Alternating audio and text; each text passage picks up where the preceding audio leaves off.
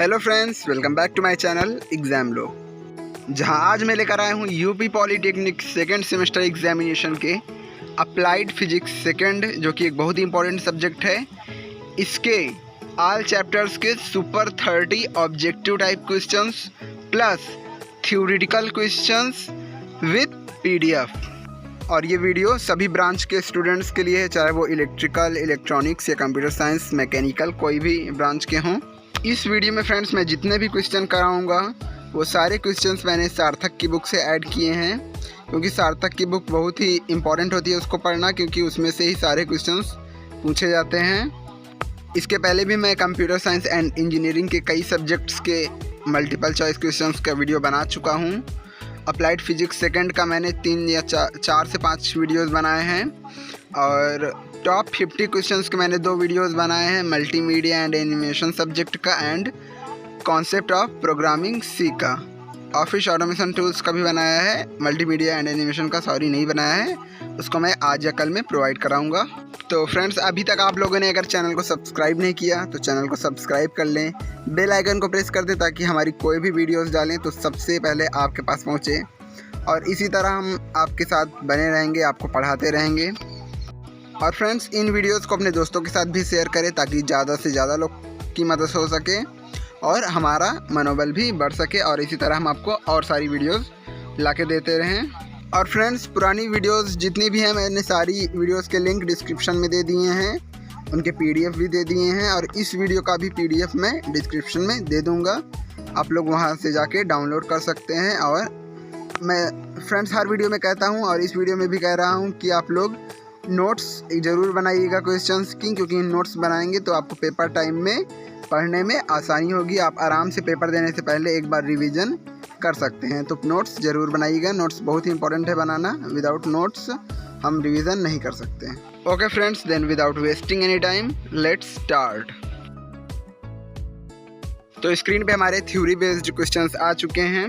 मैंने इसमें सभी इंपॉर्टेंट क्वेश्चंस को ही रखा है, और जो मैंने पहले ही डिस्कस कर चुका हूँ जो इन वीडियोस में, उन क्वेश्चंस को मैंने कम रखा है, और न्यू क्वेश्चंस को मैंने इसमें रखा है। फिर भी आप लोग विस्तार में देखिए ताकि आप लोग को, अगर आप थ्योरेटिकल क्वेश्चंस पढ़ के तैयार करेंगे तो आप आसानी से ऑब्जेक्टिव टाइप क्वेश्चंस कर लेंगे। तो आइए शुरू करते हैं, देखते हैं हमारा पहला क्या है। तो इसमें मैं आवृत्ति के आधार पर यांत्रिक तरंगों के प्रकार बताऊंगा, क्योंकि जो तरंगे होती हैं इन पे बेस्ड क्वेश्चंस बहुत पूछे जाते हैं ऑब्जेक्टिव, तो मैंने इसीलिए इस टॉपिक को लिया है। तो देखते हैं, आवृत्ति के आधार पर यांत्रिक तरंगों को निम्न 3 वर्गों में बांटा जाता है। पहला श्रव्य तरंगे या ध्वनि तरंगे, दूसरा अवश्रव्य तरंगे, तीसरा पराश्रव्य तरंगे। इनको इंग्लिश में कहते हैं ऑडिबल वेव्स और sound waves, infrasound waves and ultrasonic waves. तो हम पहला देखते हैं श्रव्य तरंगे अथवा ध्वनि तरंगे, ऑडिबल वेव्स और साउंड वेव्स। वे आंतरिक तरंगे जिनकी आवृत्ति 20 हर्ट्ज से 20 किलो या 20,000 हर्ट्ज के मध्य होती है या फिर तक होती है, श्रव्य तरंगे कहलाती हैं। इनकी तरंग दैर्ध्य 16.6 मीटर से 1.66 सेंटीमीटर तक होती है। हम इन्हीं आवृत्तियों की तरंगों को सुनते तथा बोलते हैं। तो फ्रेंड्स, जो हमारी श्रव्य तरंगे या ध्वनि तरंगे हैं वो 20 से 20 किलो या 20,000 हर्ट्ज तक होती हैं, और इन्हीं को हम सुन सकते हैं या बोल सकते हैं। तो हमें सुनाई जो देती हैं यही होती हैं श्रव्य तरंगे। नेक्स्ट पॉइंट है अवश्रव्य तरंगे या इंट्रासाउंड वेव्स। वे यांत्रिक तरंगे जिनकी आवृत्ति 20 हर्ट्ज से कम होती है, अवश्रव्य तरंगे कहलाती हैं। इनकी तरंग दैर्ध्य 16.6 मीटर से अधिक होती है। ये तरंगे बहुत ही भारी वस्तुओं के कंपन करने पर उत्पन्न होती हैं, जैसे भूकंप की तरंगे। कुत्ते तथा चमगादड़ इन तरंगों को सुन सकते हैं। जो हमारी भूकंप की तरंगे होती हैं, एग्जाम्पल भी दिया है हमें, वो अवश्रव्य तरंगे होती हैं। इसके बाद हमारा तीसरा पॉइंट है पराश्रव्य तरंगे, अल्ट्रासोनिक वेव्स। इस पर बेस्ड ज़्यादा क्वेश्चंस पूछते हैं, तो फ्रेंड्स इसको ध्यान से देखिएगा। वे आंतरिक तरंगे जिनकी आवृत्ति श्रवण की उच्चतम सीमा से भी ऊपर अर्थात 20 किलो हर्ट्ज से अधिक होती है, पराश्रव्य तरंगें कहलाती हैं। इनकी तरंग दैर्ध्य 1.66 सेंटीमीटर से कम होती है। इनकी आवृत्ति श्रव्य सीमा से अधिक होने के कारण हम इनको सुन नहीं पाते हैं। कुत्ते तथा चमगादड़ इन तरंगों को सुन सकते हैं तथा चमगादड़ इन तरंगों को उत्पन्न भी कर सकते हैं, जो रात्रि के समय उसके उड़ने में सहायक होती हैं। फ्रेंड्स, ये चमगादड़ और कुत्ते वाला भी बहुत पूछता है ऑप्शन में, तो इसको भी ध्यान में रखिएगा, हमारा पराश्रव्य तरंगे। ये सभी क्वेश्चंस फ्रेंड हमारे wave motion and its application chapter के हैं। इसके बाद हम लोग और भी देखेंगे। ये जो क्वेश्चंस फ्रेंड आपको स्क्रीन पर दिख रहे हैं, ये वेव ऑप्टिक्स तरंग प्रकाशिकी चैप्टर नंबर 2 के हैं। इनको भी देखते हैं, इम्पॉर्टेंट हैं। यहाँ हम प्लांक के क्वांटम सिद्धांत पढ़ेंगे और डी ब्रोगली के प्रकाश की दोहरी प्रकृति पढ़ेंगे। तो पहले हम लोग प्लांक के क्वांटम सिद्धांत को देखते हैं। तो प्लांक का क्वांटम सिद्धांत के अनुसार प्रकाश स्रोत से उत्सर्जित ऊर्जा छोटे छोटे पैकेट के रूप में होती है। इन पैकेटों को फोटॉन कहते हैं। किसी फोटॉन की ऊर्जा E = hv = hc/λ होती है। ये इसका फार्मूला है, फार्मूला बहुत पूछता है। तो क्योंकि v = c/λ होता है, इसलिए इसके आगे भी फार्मूला दे दिया गया है hc/λ, जहाँ h है प्लांक नियतांक है। इसका प्लांक नियतांक का मान होता है 6.67 × 10⁻³ जूल / सेकेंड, जहाँ v है प्रकाश की आवृत्ति frequency of light and c = प्रकाश की चाल स्पीड ऑफ लाइट एंड λ = प्रकाश की तरंग दैर्ध्य। इसके बाद हम लोग दूसरा देखेंगे, डी ब्रोगली के प्रकाश की दोहरी प्रकृति का सिद्धांत। तो है, डी ब्रोगली के अनुसार प्रकाश में तरंग तथा कण दोनों प्रकृति होती है, इसलिए प्रकाश से संबद्ध फोटॉन का संवेग p = h/λ, ये इसका फार्मूला दिया है। इसी प्रकार किसी गतिमान कण की संबद्ध तरंग दैर्ध्य λ = h/mv होता है, क्योंकि फ्रेंड्स हम लोग जानते हैं p = mv होता है। तो अगर हम लैम्डा का मान निकालेंगे तो यहाँ p = mv रख देंगे, तो λ = h/mv हो जाएगा। इसके बाद भी हमारे क्वेश्चंस हैं, आइए उनको भी देखते हैं। तो यहाँ मैंने इलेक्ट्रोस्टैटिक्स के कुछ क्वेश्चंस रखे हैं जो बहुत ही इंपॉर्टेंट हैं, आइए उनको देखते हैं। डिफिनेशंस हैं, जहाँ यहाँ मैं विद्युत क्षेत्र की तीव्रता, विद्युत फ्लक्स, विद्युत विभव, विद्युत आवेश के कारण विद्युत विभव एंड विद्युत स्थितिज ऊर्जा पढ़ाऊँगा। तो हम लोग पहला देखते हैं, विद्युत क्षेत्र की तीव्रता। इसकी डिफिनेशन है, किसी आवेश Q से r दूरी पर स्थित इकाई धनात्मक आवेश पर लगने वाला बल आवेश का विद्युत क्षेत्र या विद्युत क्षेत्र की तीव्रता कहलाती है, और यह सदिश राशि होती है, मीन्स वेक्टर यूनिट होती है। इसका फार्मूला है E = 1/4πε0 Q/r², जहाँ E = F/Q, यहाँ विद्युत क्षेत्र की तीव्रता को E से डिनोट करेंगे। 1/4πε0 का मान होगा 9 × 10⁹। इसका मात्रक न्यूटन प्रति कूलाम एवं विमा mLt-3a-1 होता है। दूसरा हम लोग देखेंगे, विद्युत फ्लक्स। विद्युत क्षेत्र में रखे किसी सतह से गुजरने वाली विद्युत बल रेखाओं की संख्या विद्युत फ्लक्स कहलाती है। यह अदिश राशि होती है और इसको हम लोग फाई से डिनोट करते हैं। इसका फार्मूला है फाई = EA cos थीटा। इसका मात्रक यूनिट होता है न्यूटन मीटर स्क्वायर प्रति कूलाम स्क्वायर तथा विमा होती है mL3T-3a-1। इसके बाद हमारे नेक्स्ट है विद्युत विभव। विद्युत क्षेत्र के भीतर किसी बिंदु तक परीक्षण आवेश Q0 को अनंत से लाने में किया गया कार्य W हो तो उस बिंदु पर वैद्युत विभव V = W/Q0 होगा। तो इसका जो मात्रक हो जाएगा वो हो जाएगा जूल प्रति कूलाम या वोल्ट। नेक्स्ट है बिंदु आवेश के कारण विद्युत विभव। तो एकांक धनावेश को अनंत से विद्युत क्षेत्र में स्थित किसी बिंदु तक लाने में किया गया कार्य उस बिंदु का विद्युत विभव कहलाता है। यह अदिश राशि होती है। इसका फार्मूला है V = 1/4πε0 Q/R। इसका मात्रक होता है वोल्ट एवं विमा mL2 T-3 A-1। इसके बाद नेक्स्ट है विद्युत स्थितिज ऊर्जा। तो विद्युत आवेशों के किसी निकाय की स्थितिज ऊर्जा उस कार्य के बराबर होती है जो निकाय के आवेशों को अनंत से उनके निर्दिष्ट स्थानों तक लाने में किया जाता है। इसका फार्मूला है U = 1/4πε0 Q1 × Q2/R²। तो फ्रेंड्स यहाँ 1/4πε0 का मान 9 × 10⁻9 होगा। इसको ध्यान में रखिएगा और ये सभी डिफिनेशंस बहुत ही इंपॉर्टेंट है, इनको भी देखिएगा। इसके बाद हम लोग चलते हैं। तो अब जो क्वेश्चंस हैं ये करंट इलेक्ट्रिसिटी के हैं।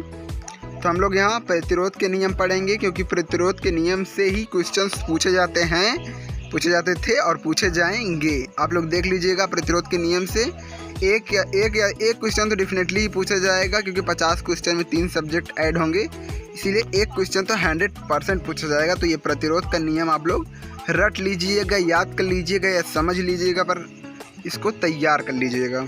तो आइए हम लोग अब इसको पढ़ेंगे। इसको पढ़ने से पहले फ्रेंड्स, अगर आप लोगों ने वीडियो को लाइक या डिसलाइक नहीं किया हो तो लाइक कर दें वीडियो को। अगर अच्छा ना लगा हो तो डिसलाइक भी कर सकते हैं आप लोग। और आप लोग को कोई टॉपिक या क्वेश्चन ना समझ में आया हो तो आप लोग कमेंट कर दीजिएगा, हम दोबारा आपको उसको नेक्स्ट वीडियो में समझा देंगे लेक्चर में, क्योंकि हर क्वेश्चन को समझना बहुत ज़रूरी है। तो आइए अब देख लेते हैं प्रतिरोध का नियम, लॉज ऑफ रेजिस्टेंस। तो किसी चालक कंडक्टर का प्रतिरोध निम्न बातों पर निर्भर करता है। पहला, प्रतिरोध चालक के पदार्थ पर निर्भर करता है। प्रतिरोध चालक के तापमान पर निर्भर करता है। प्रतिरोध चालक की लंबाई के समानुपाती होता है, अर्थात लंबाई बढ़ने पर बढ़ जाता है तथा लंबाई घटने पर घट जाता है, अर्थात R ∝ L। और हमारा नेक्स्ट पॉइंट है, प्रतिरोध किसी चालक के अनुप्रस्थ काट क्षेत्रफल के व्युत्क्रमानुपाती होता है, अर्थात मोटे चालक का प्रतिरोध कम तथा पतले चालक का प्रतिरोध अधिक होता है, अर्थात R ∝ L/A या R = ρL/A, जहाँ ρ एक स्थिरांक है जिसे चालक पदार्थ का विशिष्ट प्रतिरोध या प्रतिरोधकता कहते हैं, रेजिस्टिविटी कहते हैं। फ्रेंड्स ये क्वेश्चंस बहुत ही इंपॉर्टेंट है। अब मैं बताऊंगा इस पे कि ऑब्जेक्टिव टाइप क्वेश्चंस कैसे पूछ सकते हैं। तो जैसे हमें पूछ लिया कि प्रतिरोध का मान किन बातों पर निर्भर नहीं करता है, तो हमें 4 ऑप्शन दे दिया। प्रतिरोध चालक के पदार्थ पर, चालक के तापमान पर, चालक की लंबाई पर, और एक हमें दे दिया दाब पर। तो हमको अभी हमने पढ़ा है कि चालक जो होता है, प्रतिरोध जो होता है वो चालक के पदार्थ पर भी निर्भर करता है, तापमान पर भी निर्भर करता है और लंबाई पर के समानुपाती होता है। तो इसका राइट आंसर हो जाएगा ऑप्शन नंबर डी, दाब, क्योंकि यहाँ दाब कहीं मेंशन नहीं है तो वो दाब पर निर्भर नहीं करता है। इसी तरह का क्वेश्चन पूछा जाएगा, तो आप लोग ध्यान में पढ़ लीजिएगा अच्छे से। नेक्स्ट पर चलते हैं। अब जो क्वेश्चंस मैं लेके आया हूँ ये स्थिर चुंबकत्व तथा वैद्युत चुंबक चैप्टर के हैं। तो इसमें मैंने कुछ पॉइंट टू बी रिमेंबर्ड रखा है, स्मरणीय बिंदु, तो इसको भी देखते हैं। पहला है, प्रकृति में उपलब्ध कुछ पदार्थ लोहे को अपनी ओर आकर्षित करते हैं, इन्हें प्राकृतिक चुंबक कहते हैं। दूसरा है, चुंबक सामान्यतः प्राकृतिक व कृत्रिम 2 प्रकार के होते हैं। तीसरा है, चुंबक स्वतंत्रता पूर्वक लटकाने पर सदैव उत्तर से दक्षिण की दिशा में ही रुकता है। फ्रेंड्स इस पॉइंट से क्वेश्चन पूछा जा सकता है कि चुंबक जो हमारा कौन सी दिशा में लटकता है। 4 ऑप्शन दे देगा, तो हमको ये याद रखना है कि चुंबक सदैव उत्तर से दक्षिण दिशा में ही रुकता है, मीन्स नॉर्थ से साउथ की दिशा में ही रुकता है। नेक्स्ट है, चुंबकीय फ्लक्स का मात्रक वेबर होता है। ये चुंबकीय फ्लक्स का भी फार्मूला मैंने आगे बताया था, तो इसका मात्रक वेबर होता है। इसके बाद है चुंबकीय क्षेत्र, मैग्नेटिक फील्ड किसे कहते हैं हम लोग देखेंगे। किसी चुंबक के चारों ओर का वह क्षेत्र जिसमें चुंबकीय प्रभाव का अनुभव किया जा सके चुंबकीय क्षेत्र कहलाता है। किसी चुंबक का चुंबकीय क्षेत्र हर बिंदु पर एक समान नहीं होता, बल्कि चुंबक के समीप अत्यंत प्रबल व उससे दूर क्षीण हो जाता है। यह एक सदिश राशि है। इसे वेक्टर या सदिश है, इसलिए इस पे वेक्टर का निशान लगाया गया है। इसे बी से निरूपित करते हैं। इंग्लिश में इसकी डेफिनेशन है a field of force that exist around a magnetic body is called magnetic field. तो आप लोग इसको भी देख लीजिएगा। अब हम नेक्स्ट पे चलते हैं। अब ये जो क्वेश्चंस आपको दिख रहे हैं ये हैं सेमीकंडक्टर फिजिक्स अर्धचालक भौतिकी चैप्टर के। यहाँ मैंने ट्रांजिस्टर को रखा है, और भी कुछ क्वेश्चंस हैं आगे, लेकिन पहले इसको देख लेते हैं क्योंकि यही ज़्यादा पूछता है। ट्रांजिस्टर एक ही प्रकार के दो अर्धचालकों ब्रैकेट में दोनों पी टाइप तथा एन टाइप, क्योंकि अर्धचालक हमारा दो ही टाइप के होते हैं, पी टाइप या एन टाइप, के मध्य दूसरे अर्धचालक की पतली सतह बना देने पर तैयार युक्ति ट्रांजिस्टर कहलाती है। इसके बाद हमारा दिख रहा है ट्रांजिस्टर दो प्रकार के होते हैं, पीएनपी ट्रांजिस्टर और एनपीएन ट्रांजिस्टर। तो हम अब इसके फिगर्स को देखेंगे। तो इसका जो फिगर है उसमें तीन ये जो पॉइंट हैं ई बी सी। ई का मतलब इमीटर, बी का मतलब बेस और सी का मतलब कलेक्टर। और इसकी हिंदी में कहेंगे ई को उत्सर्जक, बी बेस को आधार और सी को संग्राहक। तो हम पहले पीएनपी ट्रांजिस्टर देखेंगे। जो हमारा पहला पी है वो उत्सर्जक हो गया, जो बीच में एन है वो बेस हो गया, और जो लास्ट में पी है वो संग्राहक या फिर कलेक्टर हो जाता है। इसी तरह हम लोग एनपीएन में भी देख सकते हैं, उसमें भी यही सेम प्रोसेस लगेगा। और इसके हम लोग संकेत देखेंगे। तो जो पीएनपी ट्रांजिस्टर होता है उसमें इमीटर से बेस की तरफ एक पॉइंट आता है या फिर इमीटर से बेस की तरफ चल के आता है, लेकिन जो हमारा एनपीएन ट्रांजिस्टर है उसमें बेस से इमीटर की ओर एक पॉइंट जाता है। तो इसमें यही डिफरेंस होता है और दोनों का फिगर सेम ही होता है। अब हम लोग इसका फार्मूला देखेंगे। किसी भी ट्रांजिस्टर चाहे वो एनपीएन या फिर पीएनपी हो के लिए I = IB + IC, मतलब जो हमारा इमीटर होता है वो बेस प्लस कलेक्टर होता है, मतलब बेस और कलेक्टर का योग इमीटर होता है। इसके बाद हम लोग सेमीकंडक्टर फिजिक्स से कुछ और क्वेश्चन भी देखेंगे। हमारे कुछ वन लाइनर क्वेश्चंस और मतलब रिलेशंस दिए हैं, उनको पढ़ेंगे हम। उभयनिष्ठ उत्सर्जक ट्रांजिस्टर का धारा लाभ beta = delta IC means collector अपान डेल्टा IB मीन्स बेस होता है। इसके बाद है उभयनिष्ठ संग्राहक ट्रांजिस्टर का धारा लाभ गामा = डेल्टा इमीटर अपान डेल्टा बेस होता है। तो जो हमारा 20वां दिया था वो कॉमन इमीटर का था और ये कॉमन कलेक्टर का फॉर्मूला है, तो दोनों याद रखिएगा। इसके बाद है अल्फ़ा व बीटा में संबंध। तो बीटा = अल्फ़ा अपान 1 - अल्फ़ा। इसी तरह फ्रेंड्स हमें क्वेश्चन दे देता है कि अल्फ़ा बराबर इतना है तो बीटा में मतलब का मान कितना होगा या फिर कुछ दे देता है, तो इसका फार्मूला ज़रूर याद रखिएगा। Beta = alpha upon 1 - alpha. इसके बाद है बीटा और गामा में संबंध। तो जो गामा = 1 + बीटा होता है। इसके बाद हमारा अल्फ़ा व गामा में संबंध दिया है। तो जो गामा और अल्फ़ा में संबंध होता है वो होता है गामा = 1/1 - अल्फ़ा। नेक्स्ट है ट्रांजिस्टर ऑसिलेटर व एम्पलीफायर के रूप में प्रयुक्त किए जाते हैं। जो हमारा ट्रांजिस्टर होता है वो ऑसिलेटर व एम्पलीफायर के रूप में यूज़ होता है। अब हम इस वीडियो के लास्ट क्वेश्चन तक आ चुके हैं और इस वीडियो का लास्ट क्वेश्चन देखेंगे, वो है एलईडी क्या होती है। तो एलईडी का फुल फॉर्म होता है लाइट इमिटिंग डायोड। डिफिनेशन है वह युक्ति जो विद्युत ऊर्जा को प्रकाश ऊर्जा में बदल देता है एलईडी कहलाता है। यह एक अग्र अभिनत संधि डायोड है, means forward biasing junction diode है। तो फ्रेंड्स इसी के साथ आज का हमारी ये वीडियो ख़त्म होती है, मतलब सारे क्वेश्चंस यहीं पर समाप्त होते हैं। और ये हमारी तीसरी वीडियो है टॉप 30 या 50 क्वेश्चंस की, और और इसके बाद हम लोग चौथी वीडियो लाएंगे, वो भी मल्टीमीडिया एंड एनिमेशन सब्जेक्ट पे। तो आप लोग उसको भी देखिएगा, लाइक करिएगा, शेयर करिएगा। पुरानी सभी वीडियोस की लिंक और PDF की लिंक मैंने डिस्क्रिप्शन में दे दिया है, आप लोग वहाँ से देख लीजिएगा। और कोई भी क्वेश्चन आपको पूछना हो इससे रिलेटेड तो आप लोग ऑप्शन सेलेक्ट करके या फिर क्वेश्चन सेलेक्ट करके आप लोग कमेंट में पूछ सकते हैं, मैं बता दूंगा आपको पर्सनली मैसेज करके। I think you like my videos, if you like then please give a thumbs up and don't forget to subscribe to my channel. Also share with your friends. I post new videos every day. Also my all videos and PDF links in the description box, so you can check there and continue your preparations. All the best for your exams. तो friends अपना प्यार और support बना के रखिए ताकि हम ऐसे ही पढ़ाते रहें आपको और आप भी अच्छे से पढ़ते रहें। तो वीडियोस देखने के लिए धन्यवाद।